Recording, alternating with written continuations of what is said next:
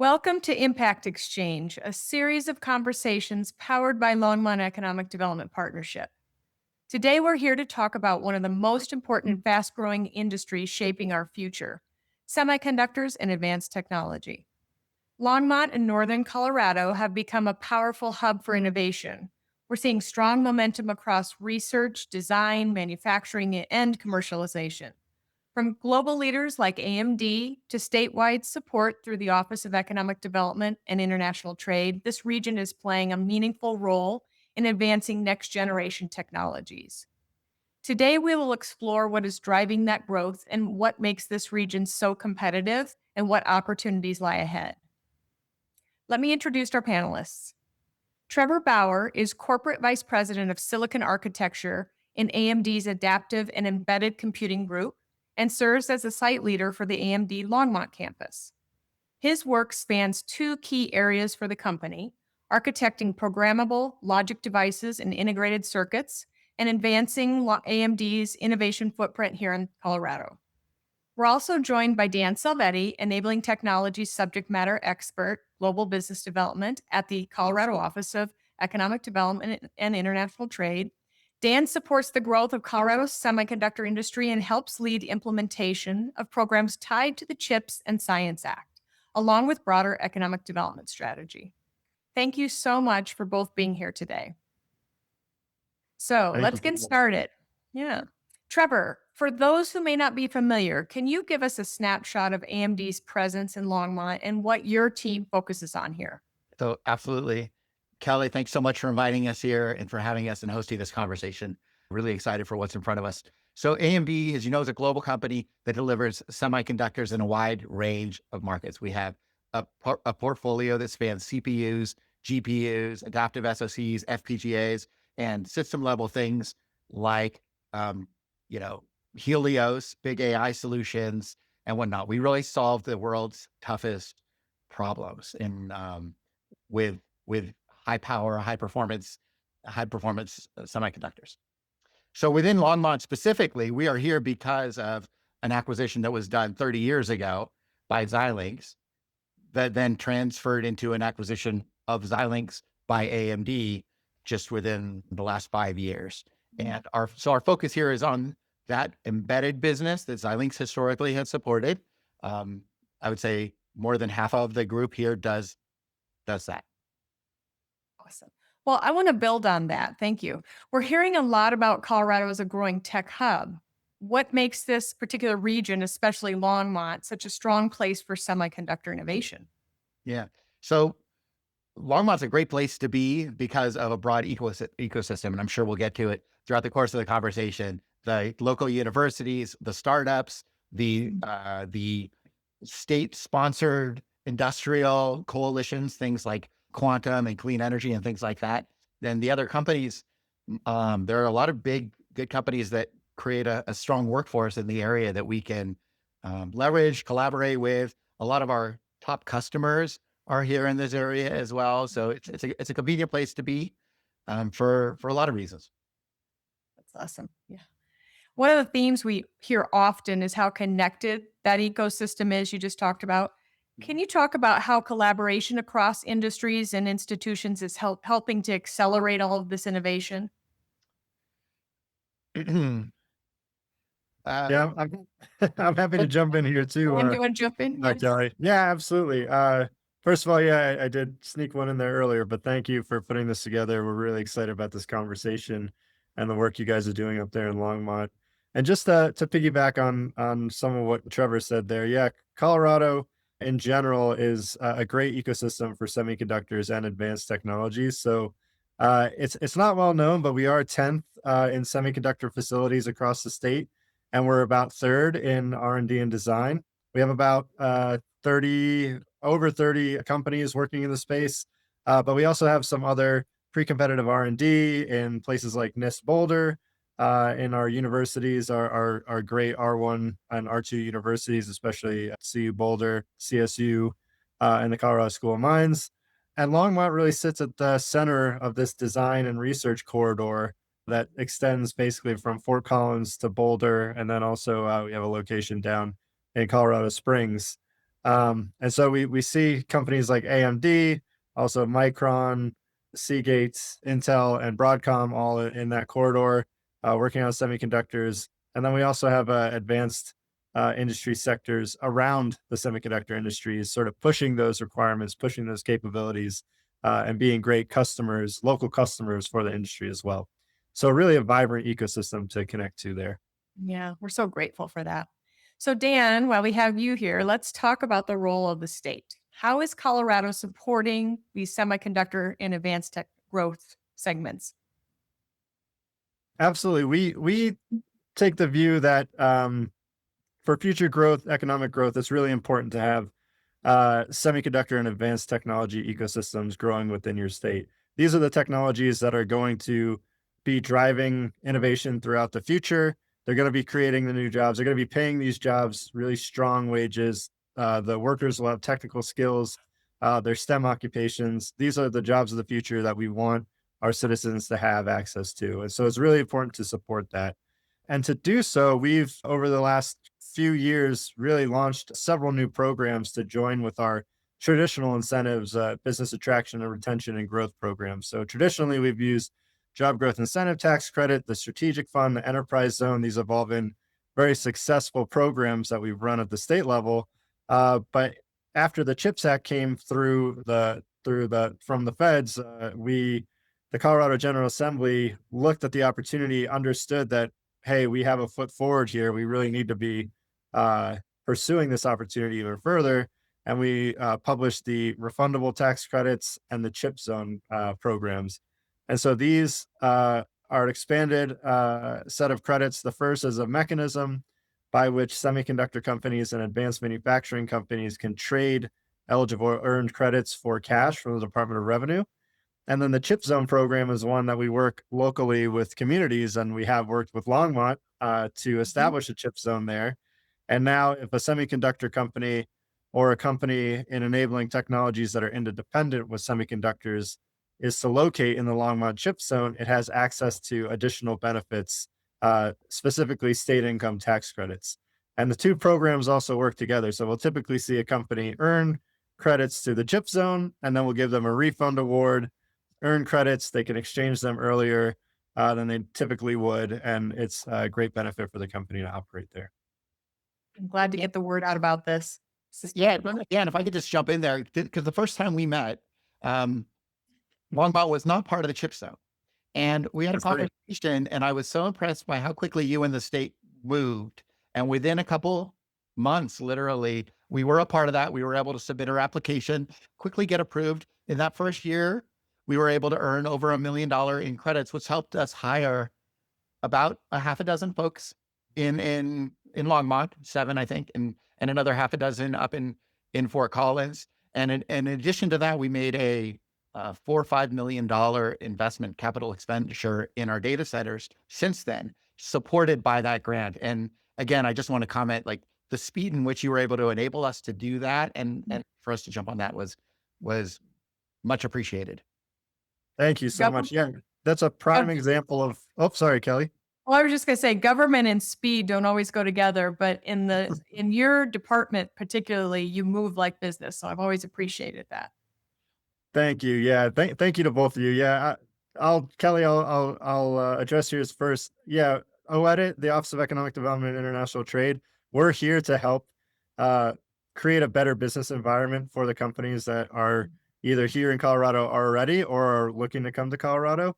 And so, yes, if you're a company looking to expand operations or start operations here, we're happy to talk to you, and we want to make your landing or your expansion as easy as possible. And that includes financial incentives. I know a lot of these things are large capital projects, and it's a lot of risk if you take it on by yourself. But if you have a state government partner, you know that you're going to mitigate some risk if they can provide some incentives and some capital. So yeah, thank you for that. We try to work as fast as we can, and thank you, Trevor. Yeah, your example is exactly what we were looking for with the chip zone. So we're thrilled to hear that it's going well, and we've really prioritized uh, being in areas where there's already semiconductor activity, which is why Longmont was our second established zone, because we had already identified a cluster there that we really wanted to make sure had the opportunity to grow and had the opportunity to pursue CHIPS funding if they so choose. And again, that's more of a company specific decision, and there's all sorts of reasons why or why not to go forward with that. But we wanted to make sure that we had our ducks in a row, so when they're ready, we could be supporting them and make sure it's going well. So that's excellent to hear, Trevor. Thank you so much. All right, let's convert to workforce and talent. Question here. Talent is clearly a major driver. So, how are you building and sustaining the workforce needed for continued growth? I guess that's for Trevor. Yeah. Well, so the workforce development in my mind can come from three different places.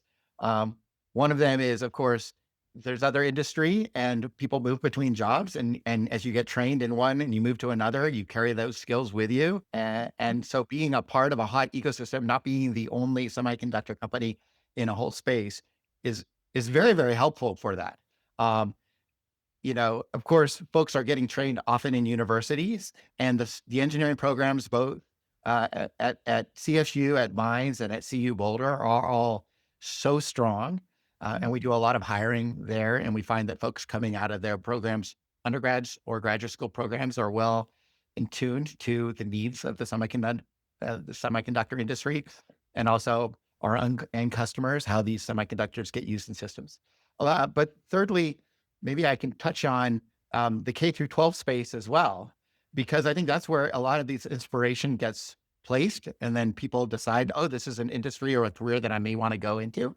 And they get motivated. And Longmont is very unique in the St. Vrain school district in that they've got this innovation center, which is a cool, very cool facility for folks who are students in the St. Vrain school district, which we are proud as a site to partner with, and in a number of ways. But one thing we've been doing for the last 5 or 6 years is something we call the Pink Boot Camp. Pink is a board that we create with our parts that is very useful for embedded systems. So we will bring in these middle school and high school students. We'll sit down with our employees over a course of a week. We'll show them how to use our parts. We'll provide them with boards and sensors, and they will build very cool projects. So during COVID, one of the projects I remember someone creating was a hat that you could wear that would have LEDs that would flash your temperature. Ignore the privacy issues for that, but it was a very clever idea that was coming out of a student and that they were able to do with our parts. Later on, we partnered with Nature Conservancy and did a whole session that was focused on the environment and that ecosystem. And we have then had sessions that were very focused on AI at the edge, anything from tracking cars that drive in and out of a parking lot to, just a variety of things. And to see and enable these students, these young middle school and high school students doing those kinds of projects with, complicated embedded system boards is, I think, really exciting. Makes That, us more that's comfortable for our oh, future. Sorry, Deanna, I keep interrupting you. no, that's great. No, I was just gonna say that number one, that's so cool. And number two, I kind of feel like you'd get a lot of really interesting, unthought of projects out of that kind of like this hat.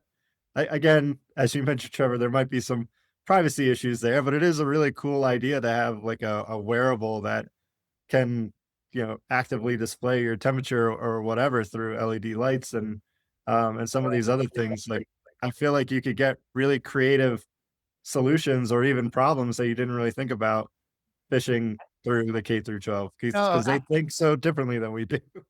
absolutely. And at the beginning of the course, some of the folks have never written code at all or done any kind of embedded system design, and they get partnered in teams. So much like you would in a startup incubator or something, where people have different skill sets, they bring them together, and by the end of the week, they're putting on demonstrations and they're pitching their ideas to a group of judges, and there's even little prizes awarded. But it's a fun activity that I think is unique here in Longmont at the Innovation Center. That's Hey, really cool. We do have some sponsorship dollars if you're ever looking to put on again, you want some state sponsorship. I'll take yes. note. Thanks, Dan. Trevor, That is very does AMD use Front Range Community College and their Center for Integrated Manufacturing ever?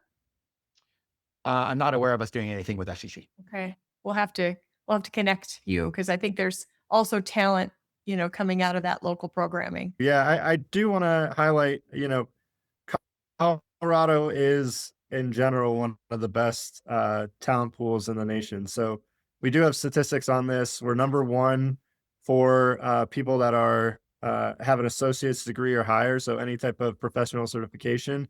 Number one in the U.S. for that at about 63%.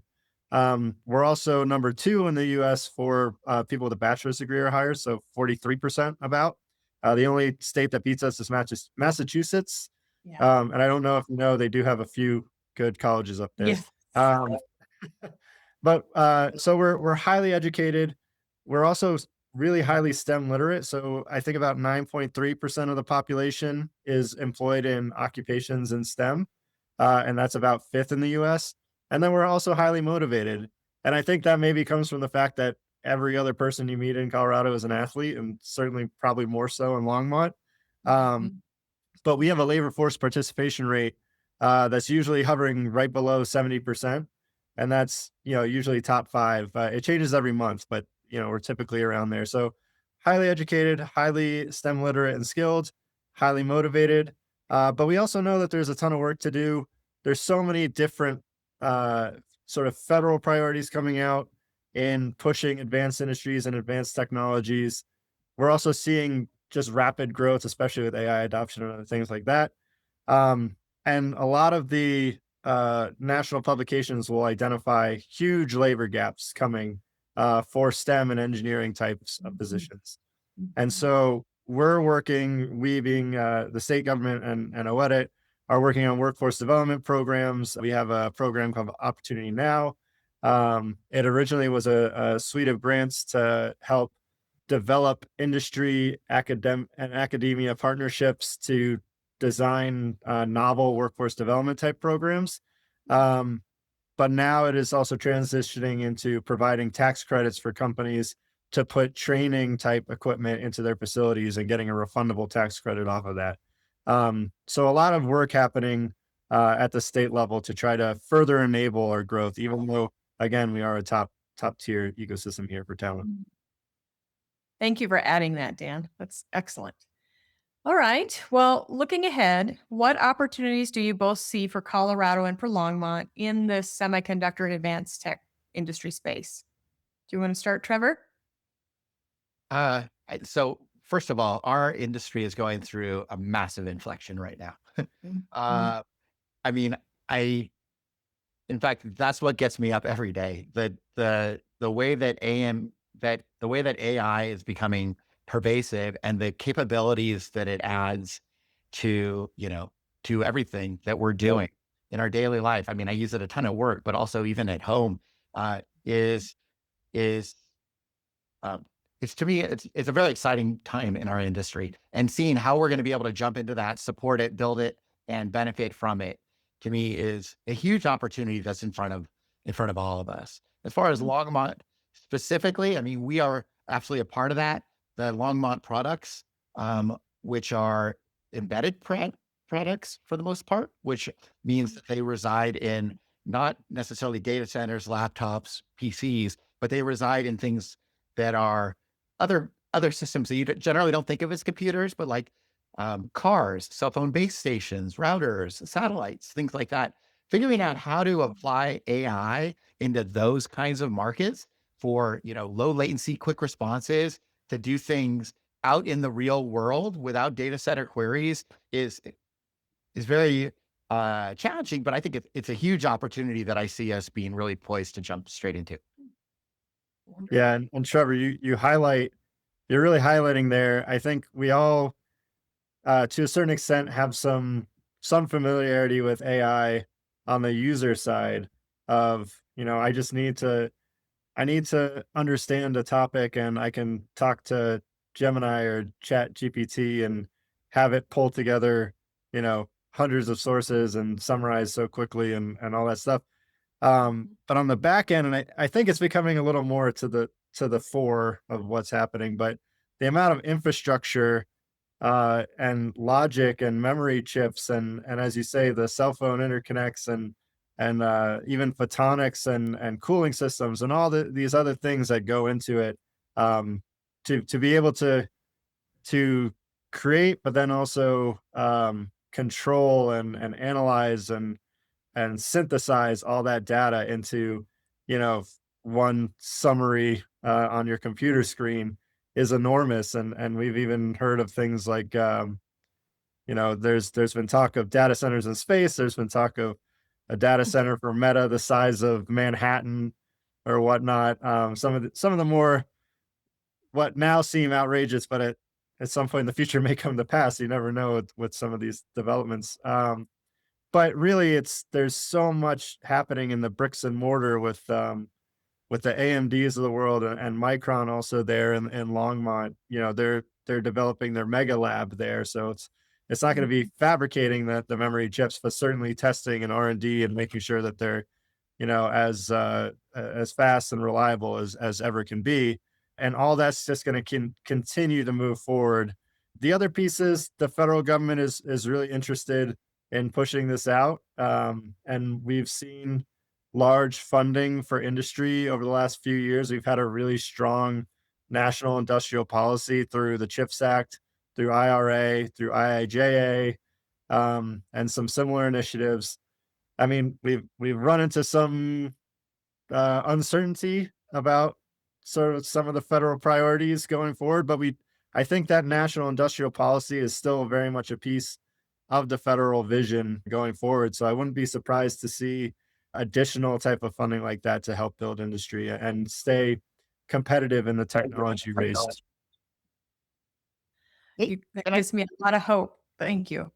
If I could just jump in, Dan, you mentioned the data center build out, and we don't have a huge data center here on a global scale, but for what we in our embedded business are doing with our own personal workloads, we of course do need our own data center. And over half of that workload globally is done right here in Longmont for some really unique and I think interesting reasons. One, of course, is the Longmont energy it's so reliable and low cost. And in fact, my peers in other locations are actually jealous of what we have access to on a utility basis here. But the other thing we have going for us in Colorado is a great climate in terms of being very dry and also, moderate. Sure, we've got our cold days, but it's moderate and to the point where we can just using an evaporative cooler without using, a chiller per se, without using an air conditioner, we can keep our data centers at a very modest temperature in an environmentally friendly way with the lowest cost of, electricity and other pollutants, which you can only do in Longmont because of our climate advantages. Right. Great point. Okay.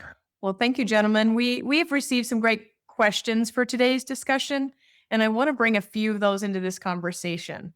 One of the questions we received is, what advice would you give to companies that are considering expanding or relocating to Colorado? I know, Dan, you covered some of this, but any other advice you want to squeeze in? Either of you? Come join us. We're ready. Come join us. No, yeah, I think, like we said before, the ecosystem here is fantastic. There are so many companies. I mean, we've only named a few, but there's some of the tangential ones also are like Maxar Technologies, which is now oh boy, what did they just change their name to? I apologize. I should know this off the top of my head. Vantor. Vantor is right there in Longmont. There's also a strong bioscience ecosystem there. Aerospace, as I mentioned, Maxar, Vantor, also Redwire, I believe, Space is there, and some other similar companies. And then we talked about the semiconductors. You also have photonics and quantum right down the street. It more centered in Broadcom, more centered in Boulder, but certainly stretching up to Longmont as well. Companies like Menlo Systems, Vescent, Form Factor, all sort of sitting in that quantum photonics space. And then, yeah, we've already talked about the semiconductor industry there. So the ecosystems there, the talents there. Trevor mentions the utilities. We know that's a very important piece, especially as we've seen some national headlines in some places where it hasn't gone quite so well, and we've seen a basically grid collapse and price surge that companies and citizens had to take into account and make work. So we have everything that a company wants here in Colorado and specifically in Longmont. And the state will be there to help you land and to make sure that we're helping you tackle your capital risk by providing some type of incentive or things like that. So the the short answer is come join us and come talk to me and we can help make it happen. That's right. Great. Hey, hey, Dan, or Kelly, if you don't mind, a couple other industries here that AMD works closely with. The test and measurement industry is huge. Of Mhm. course, we're active in the quantum space. The aerospace and defense industry has a very, very strong presence in Colorado. In fact, we're collated. The storage industry is also here. We're co-located with Lockheed Martin and with Western Digital, which are both active in those Mhm. spaces. So there definitely is a hotbed of information Yeah. and companies here that you can partner with.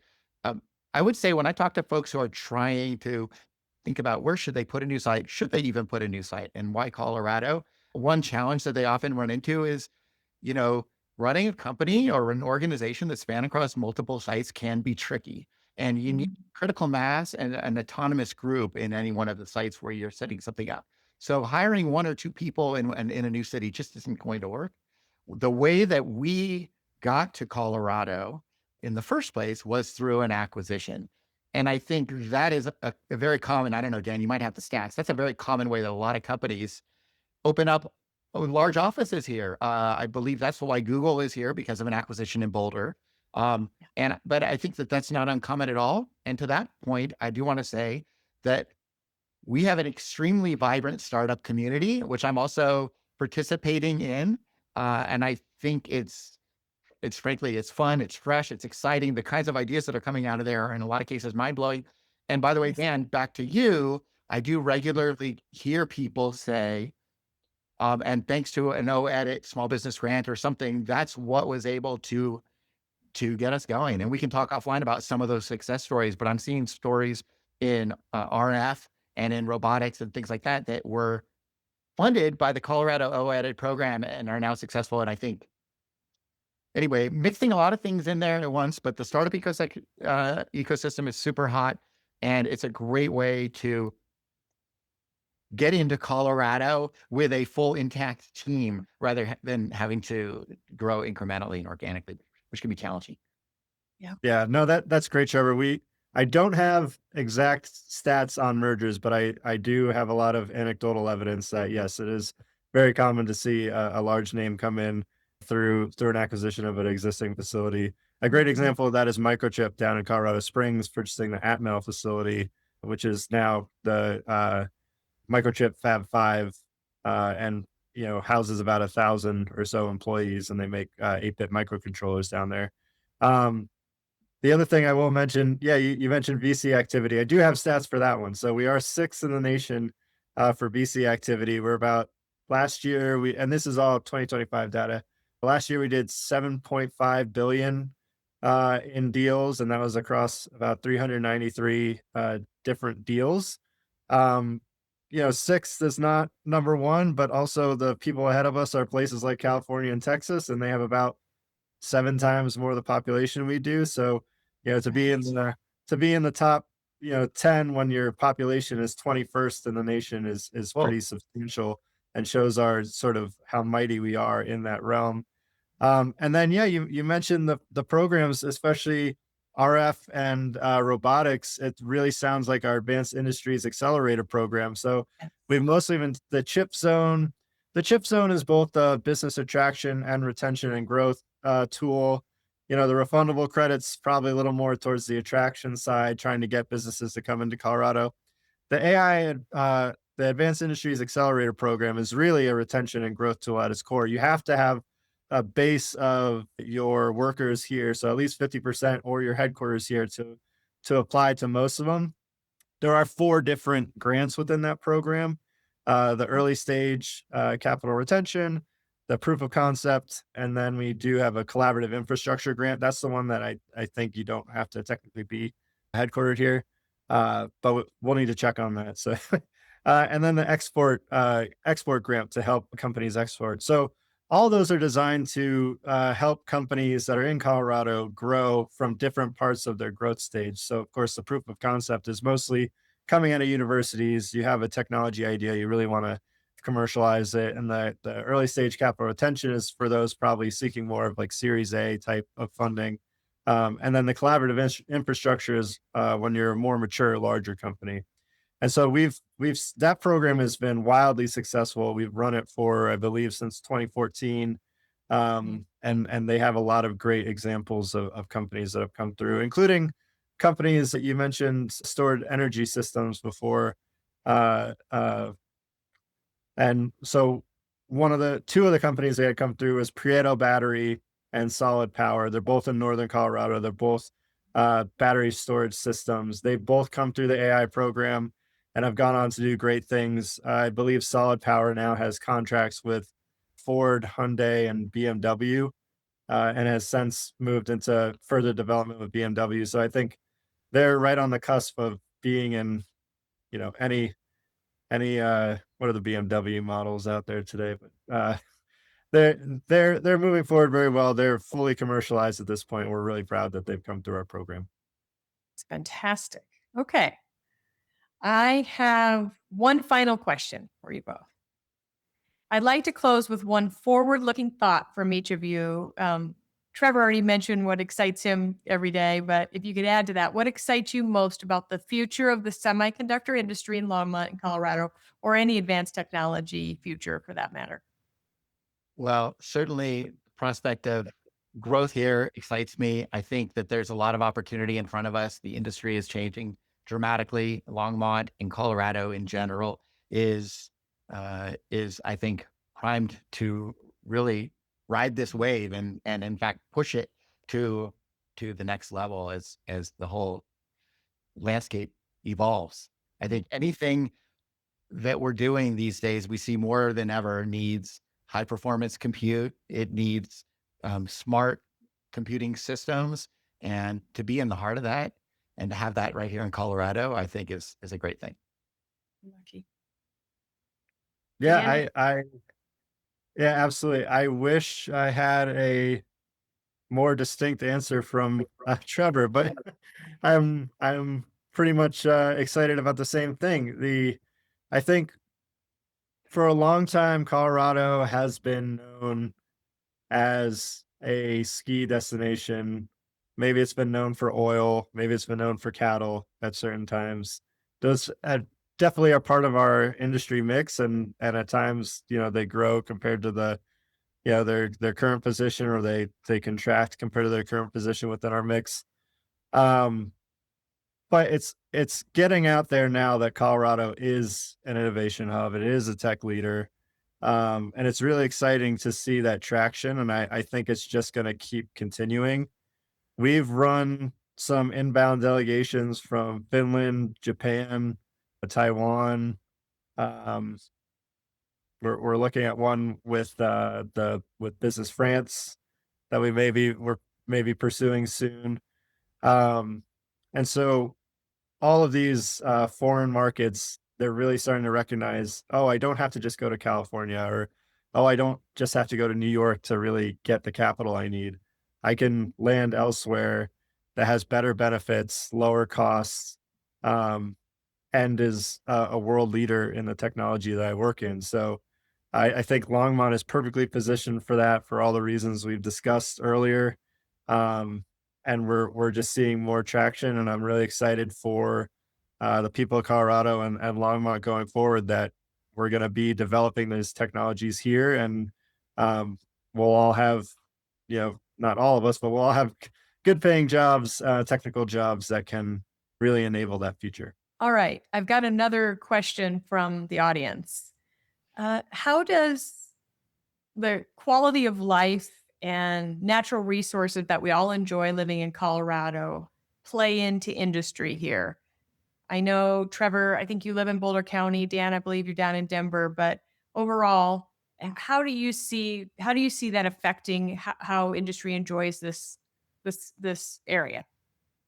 Yeah, no, that's a great question. And if I could even get personal for a minute, the reason I came to Colorado in the first place was a combination of housing affordability, but also just the convenience of getting outdoors and a healthy lifestyle. And I saw that if I lived here, I would be more active, whether it's skiing, hiking, biking. I think you just get inspired. And so that was a big part of why I came to Colorado in the first place. And I do regularly tell people when they say, "Why aren't you in Silicon Valley?" I say, I moved to Colorado on purpose. It wasn't an accident. I didn't find myself here.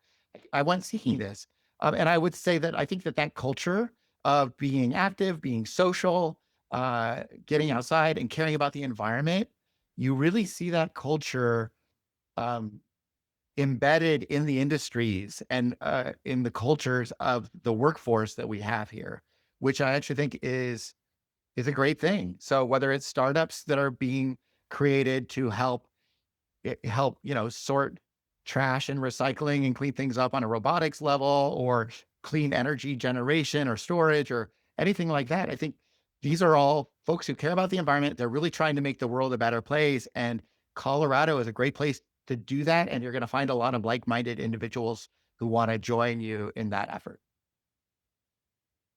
Agreed. That's Okay. that's that's that's absolutely great, Trevor. And yeah, I'll just jump in with sort of three follow-on points to that. Number one, we have a very similar origin story for coming to Colorado. I also came here on purpose. I didn't find myself here. My wife and I lived up and down the East Coast. I'm from Florida, lived in Boston for a couple of years, and then DC for 5 years, but moved out so that I could ski and hike and run and get in rivers and things like that. So, absolutely, right in alignment with you there.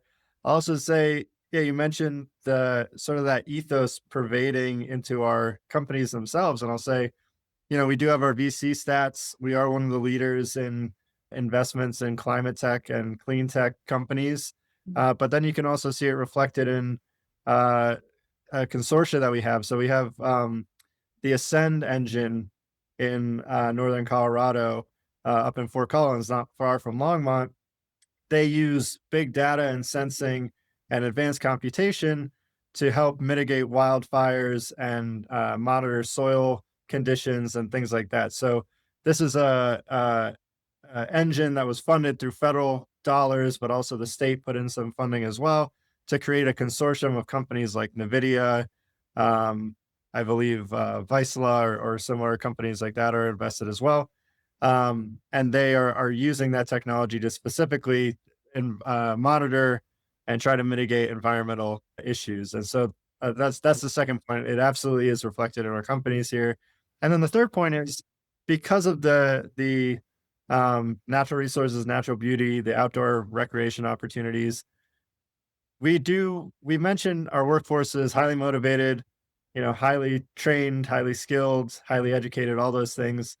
It's also happier generally Yes. because there is this work-life balance. So we've seen companies, and we've heard this from Google, their campus in Boulder. We've heard it from some other large companies as well. That it's not hard to get talent to move out here, and then they once they're here, they'll stay here, and they're more productive because they're happier here. Right. So there is a really strong connection between these outdoor opportunities and then just workforce happiness and productivity. So I wanted to make sure I highlighted that as well. Dan, that's excellent. I have also heard from many companies that we visit that productivity is higher here as compared to other locations around the world. And they Mhm. solve problems here based on this happiness factor. It's something so interesting. Hard to capture that data, but we feel it It when we're is here, don't we? Yeah. for sure. Well, thank you, Trevor and Dan, for sharing your insights. What we heard today is clear. Colorado, especially Longmont, is not just participating in the semiconductor industry, it's helping shape its future. So, with a strong talent pipeline, a collaborative ecosystem we talked about, and meaningful public and private partnerships, this region is very well positioned for continued growth. At Longmont Economic Development Partnership, we're so proud to support that momentum and to help connect companies like AMD with the talent and opportunities that move our economies forward. Thank you again for being part of today's conversation. We look forward to continuing this work together. Have a great day. You too. Thank you so much, Kelly. Really appreciate it. Thanks.